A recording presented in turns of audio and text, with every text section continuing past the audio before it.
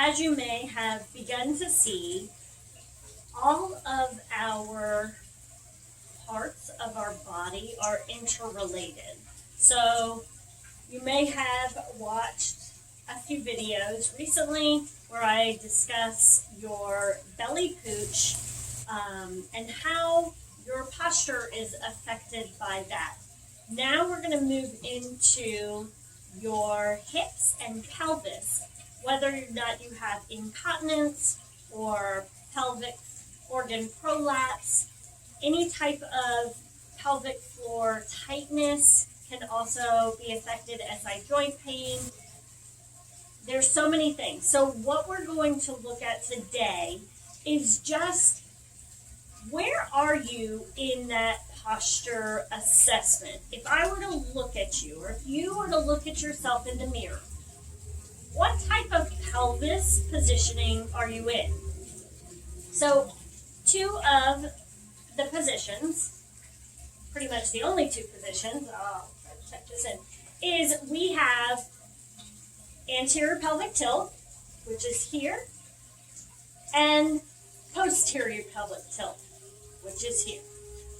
So, anterior pelvic tilt, ways that you can find it is we're going to take our hand, you're going to place your hands on your hips, your ASIS, hip bones, what you may call them. You're going to place them there.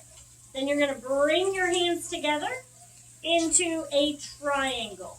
So my fingertips are on my pubic bone, and my thumbs are just straight across from pretty much my hip bones, my ASIS. And I'm going to look down.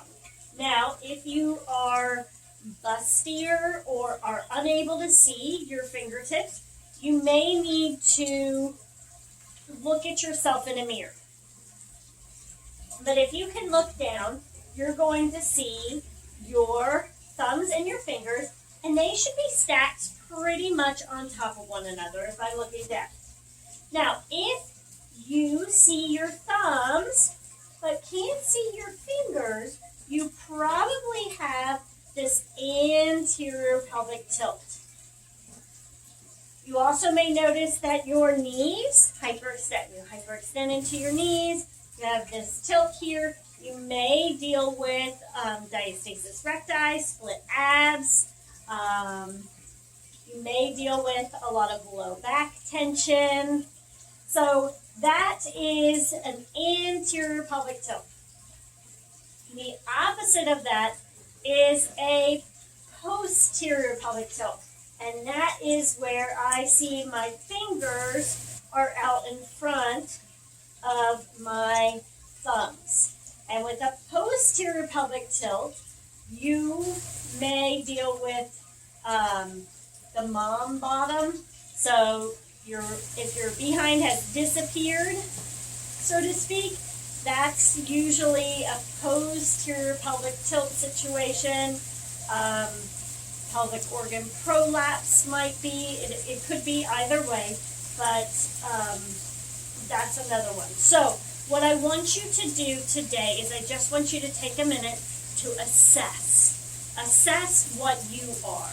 And then feel free to let me know in the comments below which one you are. Are you a posterior pelvic tilt or an anterior pelvic tilt?